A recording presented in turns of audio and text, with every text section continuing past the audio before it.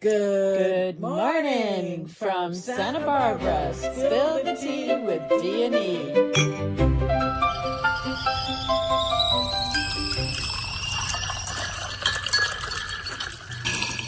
Hey there. Good morning, good morning. Oh, what a beautiful Thursday. I love Thursdays. You? I love every day. Thursdays is a good day for me because it's number one, I play volleyball. Pool volleyball, Tuesdays and Thursdays. So pool volleyball is today, so I'm excited about that. So welcome to Spill the Tea with D&E. I'm Erica. I'm here with my partner, Dominique. And today I am drinking a PG Tips. Nice. Yeah, I went explore down all the different roads of teas. You know, you even did a ginger peach. I know, you said, why don't you expand? But boy, the anchor is PG Tips. I don't know why, it just is. I put mint in it, and I squeeze it with some lemon, and it's off you make the your tree, own brew. And the mint is from the garden. We are ever so lucky and blessed to be in Santa Barbara. Definitely, we have our issues, like we've said in years past, but I'm just praying and hoping that I'm expecting a turn. I want it to turn. It's time to turn. I like that. I'm drinking my favorite, Earl Grey. Yeah, that's you. That's slightly a citrus because it's got bergamot in there. Yep. And we should let our Spill the Tea family know, if you hear something in the background, we have a very, very old cat named Hummer. And when we start to record our morning session, Hummer loves to join us. And she sounds like she has this infection and it's uncurable, and she sounds like Darth Vader.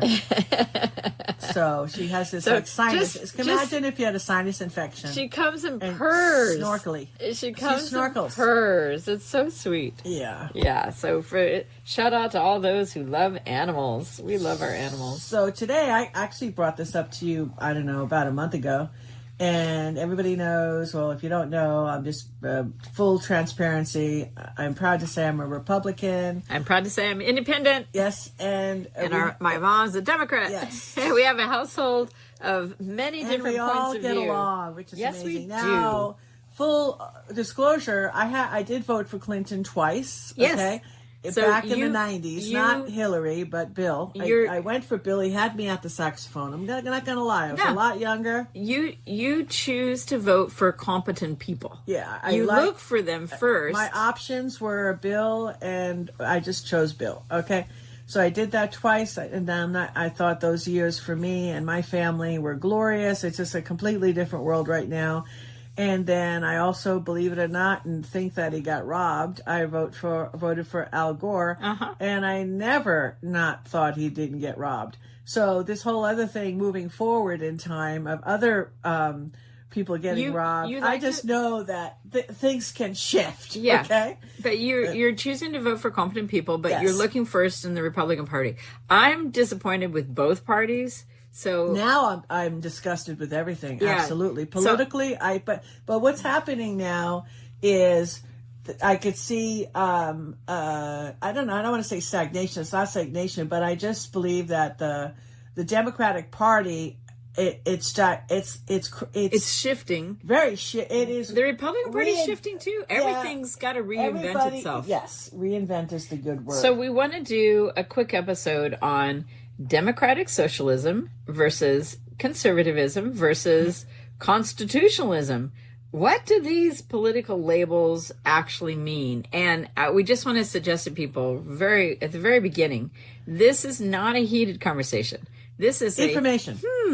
I wonder, and realize that if somebody was going by a label in the past, they may not be going by that label anymore, or they may not have realized that label has now shifted in meaning. Yeah. So we just want to, spill the tea a little, give people some. There's many Democrats that I follow that I like. So it's not for Tulsi me. Gabbard. Yeah. Well, then, I Kennedy. Come on. Yeah. So powerhouse Democrats. Yeah. So welcome to Spill the Tea with D&E. I'm Dominique. Erica here, checking in. And we love to chat about things that we hope people are learning to discuss. We want to come back to discussion, not even debate, just discussion. And discussion means you don't have an agenda. You just ask each other questions. Yeah.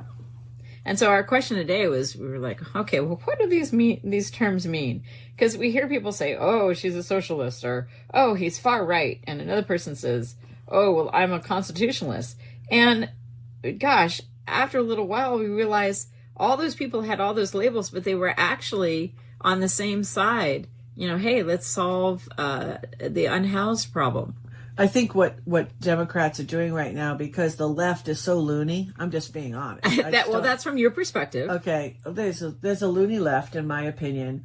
So if you didn't want to be part of the loony left, then you're just going to say you're more of a conservative or constitutional Democrat, or whatever word you want to, socialist Democrat, whatever word you want to use. And I don't know if that socialist Democrat is part of the loony side. I don't get it. I don't understand a lot of the stuff. And your definition of a loony side is when you feel like they're not necessarily fighting for middle America. Exactly. So let's just do it real quick. A democratic socialism. So these get kind of mixed up. Democratic Socialists of America describes its philosophy as wanting working people to exercise democratic power, not only over government, but extensively over the whole economy, right? And they call themselves DSA for short. They explicitly argue that the economic life should be organized around human needs rather than primarily around private profit. So that's what they have on their website. Okay. And I know you already did a deep dive and you looked at it. In between sips here, I got to say, because you made me do this hibiscus again, but I tell you, it's, I put it, what was it? Hibiscus berry tea. That's what I'm drinking today. Yeah. So after your PG tip, I gave you another, it's because it's really good for your bladder, urinary tract, kidney. I wanted you to share that. Has a little extra vitamin C. There's a lot of benefits from teas. Yeah. So be mindful you want to use when your you're tea as exploring, using it as medicine.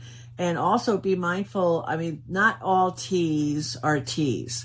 So you look at it. You want to read the ingredients, go for organic. Right, and do the loose leaf. Yeah. And then this way, do your own. Yeah. Okay, excellent. So let's put this into kitchen table English, right?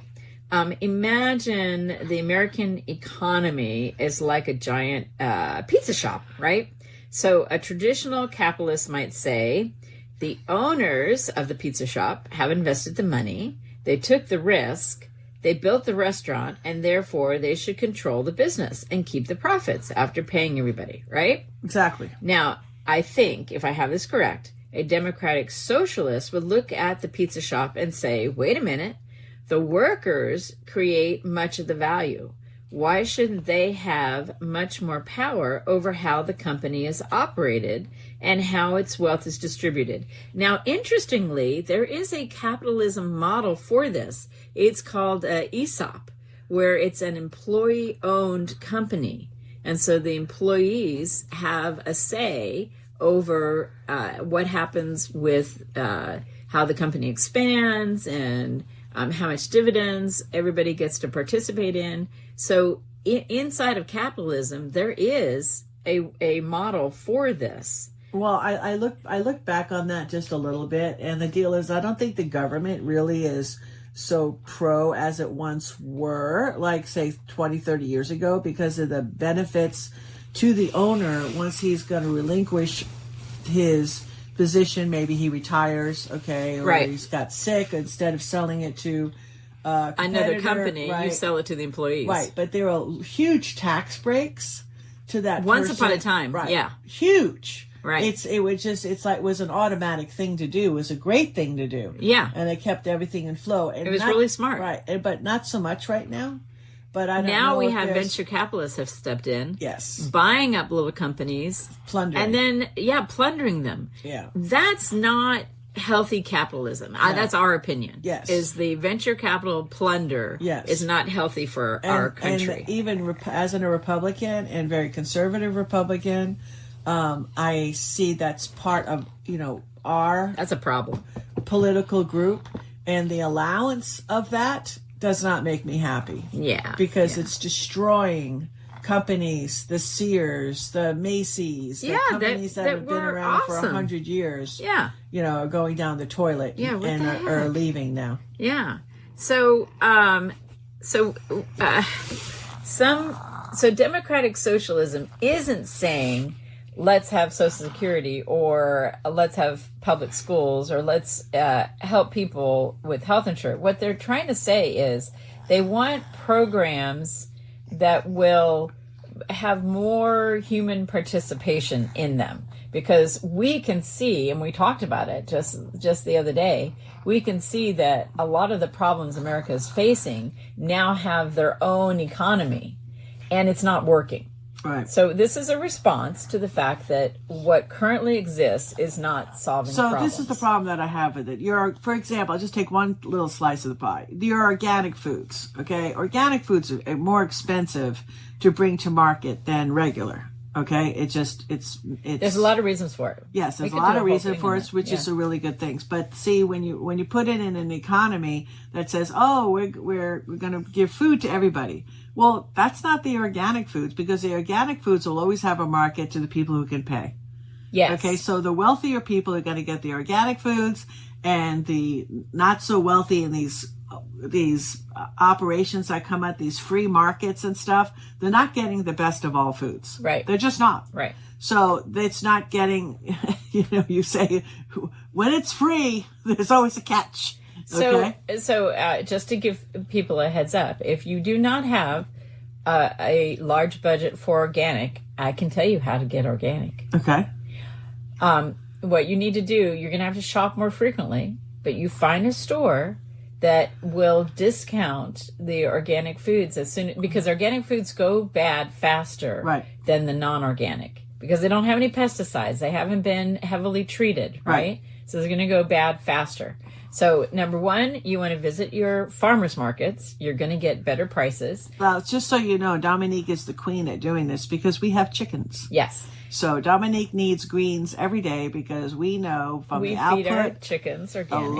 A lot of greens and a lot of organic. Give you greens a lot of eggs because we get a lot of eggs. Yeah. Right. So then you want to go to, like, we in Santa Barbara or Goleta, we have a Ralph's. Our Ralph's will put organic yogurts, organic cheeses, organic greens, organic lettuces, celery. We'll put those on sale. Right. And they'll be half price. They'll literally be cheaper than the regular celery. Right. But it's kind of thing. You have to catch it. And I usually go Sunday evening, Monday evening. There is a time where they rotate out their produce. We go and eat what we bought that day. Yes. So in other words, it's kind of like, we're fully stocked as a refrigerator because we eat leftovers and whatnot. Yeah.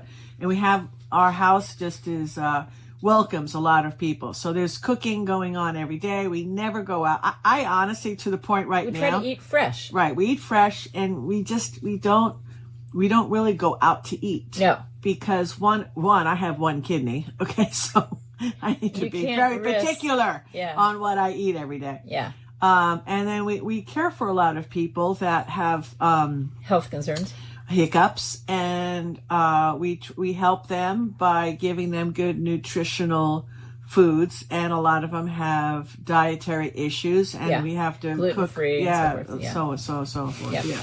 So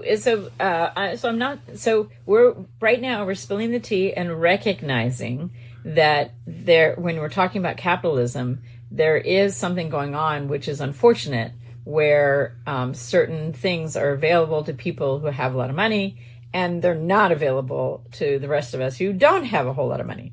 So, but getting back to political parties, the word Democrat really matters. So modern democratic socialists generally advocate for achieving their goals through elections, organizing, legislation, and democratic institutions. And they definitely don't want a dictatorship. Now, the problem with this is I want people to recognize if you have a whole group of people like in a town hall meeting, and the only way that you are governing what you're going to do to solve a problem is through, okay, raise your hands, who's in agreement? Well, the masses of people don't necessarily vote for the thing that is the best thing to do. Masses of people, generally speaking, will vote for the thing that causes them the least amount of problems and the least amount of discomfort. And it's my opinion there has to be a balance, which is why America is a republic. It's not a democracy. It's a republic. Why? Because we need the voices of people who don't have a voice to be represented. And so I respect that the Democratic Socialists want the workers to have a stronger voice.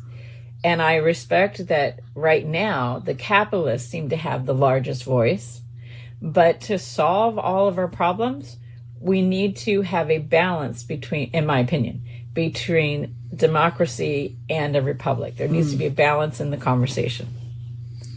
Well, it's true. And what you've got to do is, again, you have to listen and you have to hear people, and it might be absolutely a contrarian view to your view. And you have to understand people, if they follow the media and they're watching the TV and they're 24/7, they're programmed into believing whatever they need to believe. We don't watch TV, so we have a different, not a better view. It's just a different view from a lot of people out there. So I just say to people, I really do want to do what's best for the majority, because that's the best plan. Right. Okay, but I want it to be fair, and I want it to have the majority to have the same benefits as the elite minority. Okay, because that's the top 1%. They're getting flowers in every room of their house, fresh cut flowers. From their yard. You know what I mean? I mean, it's just a different life, and it's a different view. Yes. And they just think, and there's a different air to them, real too. Disconnect. There's a huge disconnect. They from don't what really, the rest of humanity is experiencing. Yes, it's just there's an elitist mentality, and Tulsi Gabbard said it best, because remember when she was put in as when she first got into Congress, she was online, and everyone was like, "Why are you on this line? You're a congressperson." You don't have to stand in line anymore. You don't have to stand in line anymore. And she didn't like that. She couldn't relate to it. No. So she stayed on the line. Yes. Okay. And she got her beverage. And then all of a sudden, a few years into it, because she says hello to everybody and whatever, and everybody greets her or whatever. And then what she did is she stayed off to the side, and the guy, and because it got to the point when she was saying hi to everybody, they were shocked. Yes. After a few years, right? Yes. Like, why, you're still connecting to me, right? Yes. And she was shown something. She waited off to the side, and she just watched people walk by, and nobody even at all, like after 30 minutes, just responded or related to anybody else in the building, because they just thought they were better. She watched an elitism that she didn't know existed. She didn't see it. Yeah. She just didn't see it. Yeah. And I think that's why the Democratic Social Party has grown, is because that elitism really hurts your heart, because we're not addressing the problems of America. Right. And well, when you drink the Kool-Aid, you are expected to act a certain way. And that's unfortunate. We need to change that. Because they get a lot of perks and bennies. Yeah, we need to change that. There's a lot of handshakes, and you got to look at what's in the palm. Yeah, we need to change that. So, so I believe, if I understand this correctly, the Democratic Socialist Party, they still want private businesses to exist. They still want people to start companies. They still want people to own property. But they still want the market to determine the price, which is really important. That's what separates it from communism. So communism, the government determines the cost of the product and determines the price of the product. And that disconnects it from a capitalist market. And things go really wonky. And you can research what happened in Russia and what happened in a lot of different socialist, communist countries where they did that to the markets. Well, I've it been didn't to go Russia, well. I've been to Russia a long time ago, but still, there's the same concept in that. I told you this is like kind of cute. If you want a taxi, everybody gets paid hourly, whether you're driving someone or not. And half the cars it's a real disconnect. It's a different disconnect. Yeah, and half the cars have windshield wipers. Yeah. Okay. Yeah. The funny thing is if you want a ride, and I was told this from the internal people to say, hey, what's the game? How do I play? So thankfully for me, I went to a private school, Westmont, Arizona, but I read this book. And I just learned to bring things that was going to help me along my trip to Russia. You brought nylons and cigarettes. Yeah, cartons. Okay, how did you get them through customs? No problem. Cartons of cigarettes and those 5 packs of nylons for like $1.99 or whatever. Yeah. This is way back in the day where things were inexpensive. So people wore nylons. Yeah, and I just would hold up nylons. Man, I had people racing towards me. And the funny thing is, on the cigarettes, I really only had to dole out a cigarette. Man, I was giving them away by the pack. Okay, for a pack of cigarettes, I could have had a guy for the whole day drive me around anywhere I want to go. I couldn't believe it, but so this is the trick: is that the Democratic Socialists are advocating a change where the taxes may be higher to pay for healthcare, education, pensions, family benefits, and other programs. And if you look at other countries like the Netherlands, there are countries in Europe that have less unhoused people. They have been working to solve the problem of keeping their population creatively employed and meeting the needs of their people. And I believe that the Democratic Socialist Party is just saying, hey, we've got to explore some other alternatives. Right. There's so much stuff that you can use, like you said. You just have to, for example, it's kind of like the prison system, right? Until, I don't know how many years ago, maybe 30 years, they figure, look, you've got thousands of people here, put them to work. Yeah, and something happened where all of a sudden, I don't know, they stopped putting people to work, and then they privatized. So then in the private situations, they are putting people to work. I don't have any evidence of this, but I have heard that sometimes when you see made in Mexico, it was actually made in one of our prisons. Exactly. But I don't have evidence. That's a conspiracy theory. Right. But I have heard the privatizing labels, right. The privatizing of our prison system is not helping to bring human beings back into society, and that's what we want. Right. Well, I heard tilapia. That's like the number biggest prison food that there is, where the prisons are maintaining, especially in Arizona. All right, that's maintaining fish farms. Yeah, fish farms. Interesting. Yeah. Yeah. So, should capitalism itself eventually be replaced or fundamentally transformed? That is a significant distinction that needs to be just talked about, right? So what does a right-leaning conservative believe? Okay? And let's just kind of put it into kitchen table talk, right? Go. American conservatism is broad. So there isn't one little laminated membership card saying, these are the 12 things that every conservative believes. No, they're all different. So Democratic Socialist needs to realize if someone says they're conservative, you still got to ask questions, because that doesn't identify what their beliefs are, right?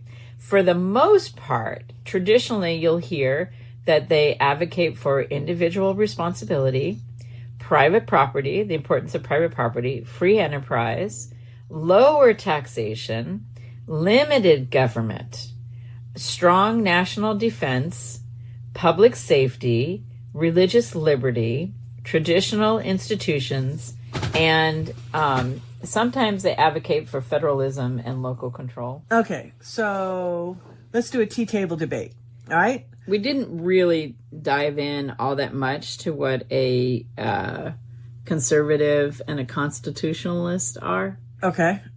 Just real quick. So the conservative is someone whose values are like, I would say, middle America. Okay. And a constitutionalist is someone who feels like the founding fathers did a really good job. Let's try whatever solutions we come up with. Let's have them be in harmony with the original intentions of, and that's debatable too, the original intentions of America. All right. Well, I just want to do the tea table just on with respect to, I don't want to get in trouble with these labels. Okay, because you get a label and then you ask 5 people what this label means, and you're not getting the same response from everybody, because everybody has their own opinion of what the label is based on what their situation is, right? So when a label becomes more important than the idea, then everybody that's what you want to try to avoid. I don't think we should be afraid to hear an argument because of which political tribe supposedly owns it. And that's why we're spilling the tea on this. We want people to notice the label and then drop it and go deeper. Right. Okay. So if somebody's posing something, tell me what it does. Right. Tell me what it costs. Yeah. Tell me who's responsible. Right. Tell me what rights are involved. Right. Tell me what government gets the authority. I want to know the transparency and whose eyeballs are on it afterwards, because if you don't have, you could have all these great ideas and policies and everything, but there's no, it gets irresponsible when you don't have an oversight. Transparency, local control, exactly. Oversight. Yep. Yeah, oversight of the people. The people need to have oversight. Right. We, the people. Right. So, and there's another thing. All 3 of these different economic, I'm going to call them economic philosophies right now, they teach us something different, right? So the democratic socialist reminds us to ask, who benefits from our economic system, right? Okay. The conservative reminds us to ask, what happens to freedom and individual responsibility when government becomes too powerful? All right. And then the constitutionalist, that reminds us, good intentions don't eliminate the need to have limits on government. I mean, remember, the American Constitution is an original document that limits government. Doesn't feel like that right now, but that's what our Constitution did. It wasn't built to limit people. It was built to limit government. So maybe, I'm just throwing it out there, healthy politics requires asking all the questions. Who benefits? What does government control? And who controls the government? That's it. Yeah. I like it. That's true. I mean, just let's close it out like that. Yeah. But it's interesting because I didn't know, like having your mom in the house who's a Democrat, and I look at her, she's just a unique Democrat. I see other socialistic Democrats, and that's just way different. Yeah. Than I think that your mom is posing. Yeah, so a label does not mean a person's views and values. You have to ask questions. Exactly. Especially if you're a 3rd-generation Democrat or a 3rd-generation Republican. Yeah, you really have shifted. Yeah, you've shifted, and the word is shifted. Yes. And that's what's so funny, because you quick just side note here, you collect dictionaries. Yes, I do. It's funny. Why? Because the internet is changing the definition of words, and that's part of human society. The definition of words do change, but we want to remember what the original intent was behind a definition. And if I can't find it on the internet, I'm going to go look it up in a book, because there it's been preserved. I love that. And I'll be honest with you, that was an aha for me when you didn't know the dictionary was shifting and changing. No. Just like the definition of vaccine. I know, no, that's a whole other show. But raise your cup. What do you want to cheer to? I want to cheer to people voting, debating, challenging one another, but doing it in a way that we are debating ideas and leaving room that I will learn something new by talking to you, another person who has different ideas than I do. Yeah. And I want to set my agenda aside and be open to learning something new. Yes. I just want to tell everybody, hey, no yelling, no screaming, no campaign slogans. just one tea table, 3 political philosophies in one enormous question. And it's just really about how much power should government have over our lives and our economy. That's pretty much it at the end of the day. Yep. So anyway, so thank you for listening to Spill the Tea with D&E. Absolutely enjoy this every morning to be with you. And if you would like to support us in a deeper way, best place to go is sbwellness.org. All the money stays locally, and we really focus on the issues with teens and kids and our community and a shout out to the international community that's listening to our show as well, because they're probably mastering their ability to speak English. Yeah, it's true. Yay! All right, thank you. Cheers. Bye for now.